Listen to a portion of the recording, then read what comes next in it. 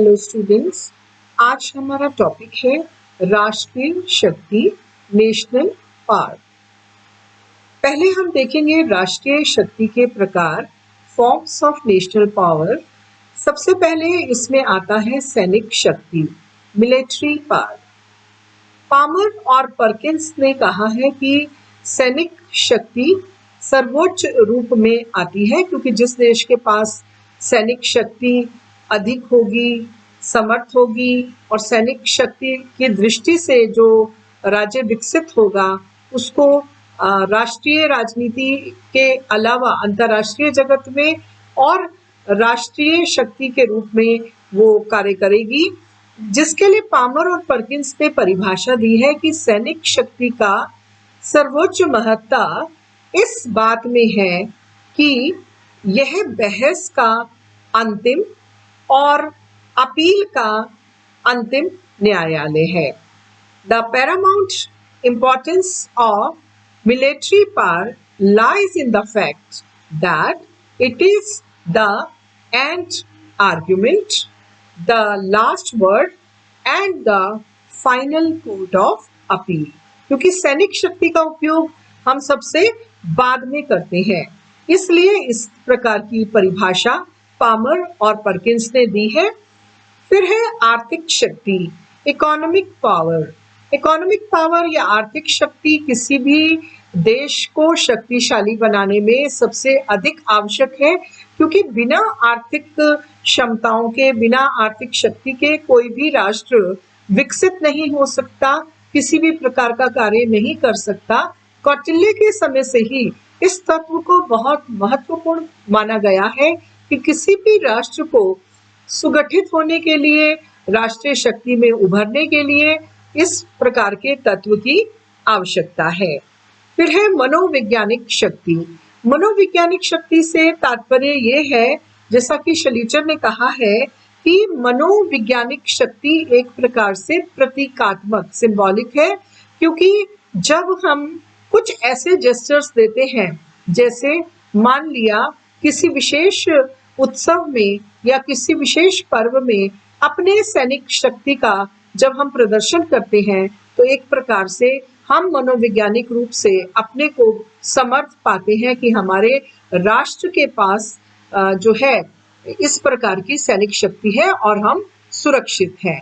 तो ये तीन प्रकार की शक्तियां, सैनिक शक्ति, आर्थिक शक्ति और मनोवैज्ञानिक शक्ति, एक प्रकार से राष्ट्रीय शक्ति के प्रकार हैं, फॉर्म्स ऑफ नेशनल पावर है। लेकिन राष्ट्रीय शक्ति के तत्वों का वर्गीकरण यदि हम करते हैं तो बहुत सारे तत्व हैं जो राष्ट्रीय शक्ति का निर्माण करते हैं। जैसे classification of elements of national power में हम देखेंगे, पहला है ज्योग्राफी, भूगोल।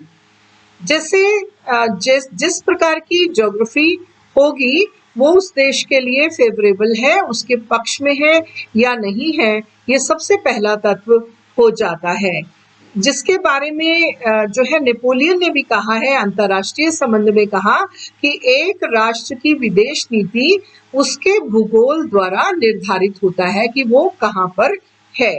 यदि ये कहने को अतिशयोक्तिपूर्ण लगता है, लेकिन इसका प्रभाव निश्चित रूप से बहुत अधिक पड़ता है। फिर दूसरा तत्व है मानचित्र, मैप्स। मैप्स जो है वो हमारे देश का, किसी भी देश का सीमांकन करते हैं कि राष्ट्र की सीमाएं कहाँ तक फैली हुई हैं। तो इस प्रकार से पेडलफोर्ड और लिंकन ने भी कहा कि अंतर्राष्ट्रीय संबंधों का अवलोकन करने के बाद मानचित्रों और आंकड़ों का बहुत अधिक महत्व है, ऐसा माना गया है। क्योंकि यदि हम भारत और चीन का विवाद देखें तो जो मैकमोहन लाइन है उसके कारण ही इन दोनों देशों के बीच में झगड़ा रहता है। तो जो झगड़ा, एलओसी का झगड़ा जो भारत और पाकिस्तान के बीच में सदैव रहा है, तो ये जो लाइंस होती हैं, ये एक प्रकार से जो मैप्स होते हैं वो एक दूसरे की राष्ट्रीय शक्ति को भी प्रभावित करने का प्रयास करते हैं, पर उससे पता चलता है कि एक राष्ट्र की सीमाएं कितनी है। फिर आकार, तीसरा आकार, यानी इसमें आएगा साइज। अब साइज यानी क्षेत्रफल कितना है किसी राज्य का, वे उसके लिए बहुत ही महत्वपूर्ण होता है। जो विशाल राष्ट्र होते हैं, जिनकी भूभाग जिनके पास अधिक होता है, वो बहुत सुरक्षित माने जाते हैं। जैसे कि सोवियत संघ एक बहुत बड़ा राष्ट्र है, इसी प्रकार से भारत का क्षेत्रफल भी काफी बड़ा है। और हम ये जानते हैं कि सेकेंड वर्ल्ड वॉर में सोवियत संघ के बड़े क्षेत्र होने के कारण ही उसको लाभ हुआ था। और इस प्रकार के बड़े क्षेत्रफल होने पर भी हम उद्योगों को भी सही स्थानों पर कोई भी देश लगा सकता है। फिर वहाँ की जलवायु, क्लाइमेट कैसा है, ये भी जो है राष्ट्रीय शक्ति को प्रभावित करता है कि बहुत अधिक जैसे मौसम की परिस्थितियां कैसी हैं, क्लाइमेट कैसा है, वेदर कैसा है, ये भी जो है नागरिकों को ऊर्जा प्रदान करता है या नागरिक आलस्य से परिपूर्ण होते हैं।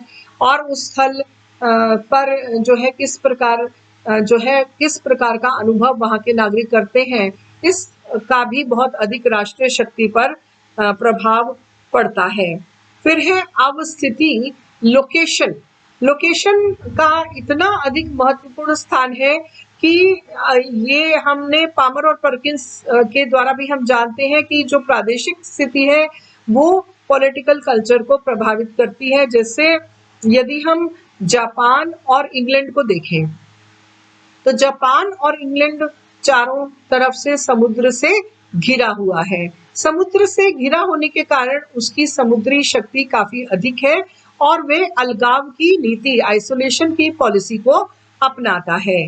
इसी प्रकार से ऑस्ट्रेलिया जो है, ऑस्ट्रेलिया और नॉर्वे, फिनलैंड, डेनमार्क जो है, ये अपनी अवस्थिति के कारण जो सेकेंड वर्ल्ड वॉर था उसमें सेंटर ऑफ पॉइंट थे, सेंट्रल पॉइंट पे थे, केंद्र की स्थिति में थे, क्योंकि यहीं से ज्यादातर युद्ध हुए हैं।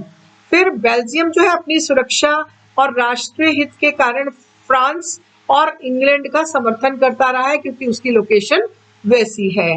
बेल्जियम के बाद हम देखते हैं कि सोवियत संघ और चीन जो हमारे करीबी राष्ट्र हैं, बड़े होने के साथ साथ उनकी जो विचारधारा भी हमसे अलग है, तो इस कारण हमें गुट निरपेक्षता की भारत को नीति अपनानी पड़ी है। स्विट्जरलैंड जो है जर्मनी, इटली और फ्रांस से घिरा हुआ है। घिरा होने के कारण उसको अपनी सुरक्षा के कारण तटस्थता, न्यूट्रल रहने की नीति को अपनाना पड़ा है। कई देश जो होते हैं, जैसे अफगानिस्तान है, वो स्थलीय क्षेत्र, उसका लैंड लॉक्ड है, इसलिए वो ज्यादा विकास के अवसर उसके पास नहीं है। नेपाल के पास नहीं है, भूटान के पास नहीं है। तो कई देश ऐसे हैं जो बिल्कुल लैंड लॉक्ड है, उनके पास अपने विकास के अवसर बहुत कम होते हैं। अब हम देखते हैं कि जो है प्राकृतिक स्रोत, नेचुरल रिसोर्सेज जो है वो भी किसी देश को सशक्त बनाते हैं। जैसे खनिज हो गए, कोयला हो गया, तेल हो गया, वनस्पति हो गया, वन क्षेत्र हो गया, भूभाग हो गया। इसके अलावा प्राकृतिक संसाधन जो भूमि के नीचे से निकलते हैं, खनिज पदार्थ है, कच्चा माल है, ये भी किसी देश के लिए जो है एक शक्ति का कारण बन सकता है। जैसा कि पामर और परकिंस ने भी कहा है कि खाद्यान्न और कच्चा माल और प्राकृतिक स्रोत भी राष्ट्रीय शक्ति को बनाने में एक महत्वपूर्ण भूमिका निभाते हैं। फिर है खाद्यान्न। खाद्यान्न जो है फूड भी बहुत इम्पोर्टेंट है, क्योंकि नेपोलियन की प्रसिद्ध कहावत है कि सेनाएं अपने पेट पर यात्रा करती हैं, यानी कि army is travel on the stomach. यानी अगर किसी हम सैनिक को भूखा छोड़ दें तो वो युद्ध नहीं कर सकता है, तो आक्रमण तभी कर सकता है जबकि वह पूरी तरह से संतुष्ट हो। और पहले जो होता था युद्ध नीति में, बड़े बड़े किले जो बंद कर दिए जाते थे, तो वहां पर जो रसद होती थी या किसी प्रकार का अनाज होता था, खाद्यान्न होता था, वो किलों के अंदर नहीं जाने दिया जाता था, और जैसे ही वहां पर भूखमरी होने लगती थी तो उसके बाद जब किलों के दरवाजे खोले जाते थे उनके ऊपर आक्रमण कर दिया जाता था।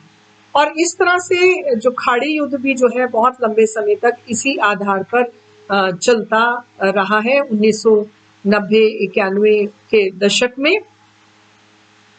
अगला जो इसका बिंदु है वो है जनसंख्या, पॉपुलेशन।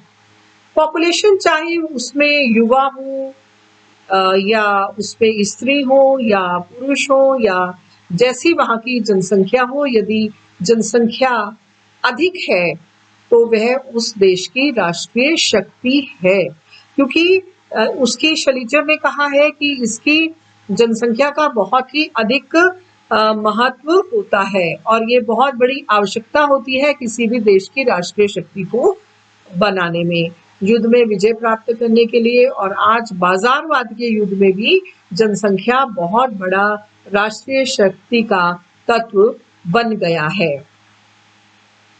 अब जब हम इन तत्वों को देखते हैं तो इसी श्रृंखला में आर्थिक विकास और औद्योगिक क्षमता, economic development and industrial capacity, यानी उद्योग लगाने की क्षमता उस राज्य के पास कितनी है, आर्थिक दृष्टि से वो कितना सुदृढ़ है, आर्थिक संसाधन किस प्रकार से वो जुटाता है, आर्थिक संसाधनों के कारण उसने अपने देश का विकास किस प्रकार से किया है, यह भी राष्ट्रीय शक्ति का एक महत्वपूर्ण तत्व है। और उसी के आधार पर हम कहते हैं ये विकसित देश है, ये विकासशील देश है, क्योंकि आर्थिक व्यवस्थाएं जिस देश की रहती हैं उसी प्रकार से वह प्रगति करता है, उन्नति करता है।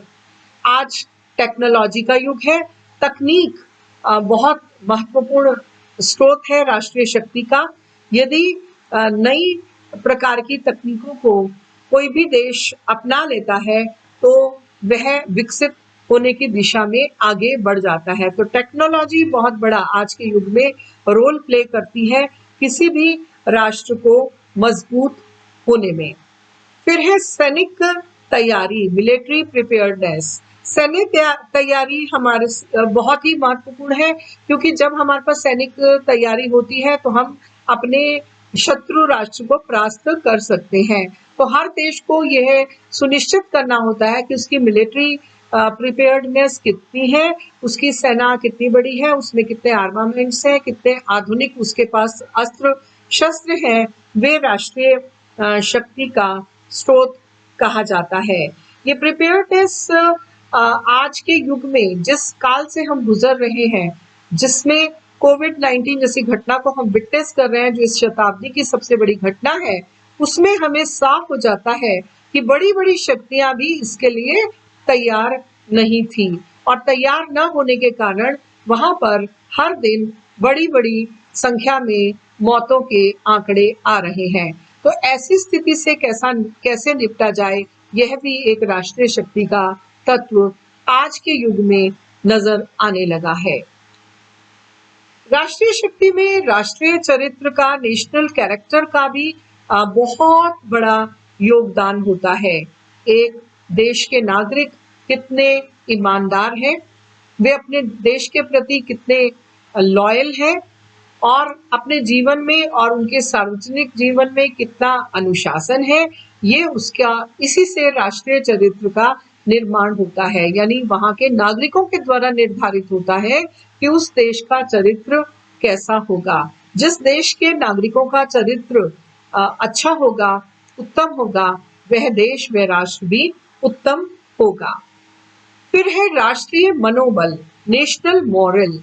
नेशनल मॉरल से मतलब ये है कि एक राष्ट्र के समय जब अच्छा समय होता है और एक राष्ट्र के समय जब बुरा वक्त आता है, उस समय वहां के नागरिक कैसे रिएक्ट करते हैं उस स्थिति को निपटने के लिए। यदि युद्ध हो जाता है तो ऐसी स्थिति में वहां के नागरिक किस प्रकार से अपने सरकारी निर्देशों, निर्णयों का पालन करते हैं और किस प्रकार से अनुशासन में रहते हैं, और उस परिस्थिति से कैसे निपटना है ये वे जानते हैं। उनके व्यक्तित्व और व्यक्तित्व का प्रभाव भी जो है हमारे राष्ट्रीय शक्ति के तत्व पर पड़ता है। मनोबल एक बहुत ही महत्वपूर्ण कारण है और उसके कारण ही जो है राष्ट्रीय शक्ति मजबूत होती है, क्योंकि नागरिकों का जैसा संकल्प होगा, जैसा मन होगा, जैसे उनमें ईमानदारी होगी, जैसे देश के प्रति निष्ठा होगी, वैसा ही वो आंतरिक और बाह्य किसी भी प्रकार की विपदा से निपट सकते हैं। और इसी को हमने जितने भी तत्व देखे हैं, ये राष्ट्रीय शक्ति के तत्व विस्तार पूर्वक आपको बता दिए गए हैं। Thank you.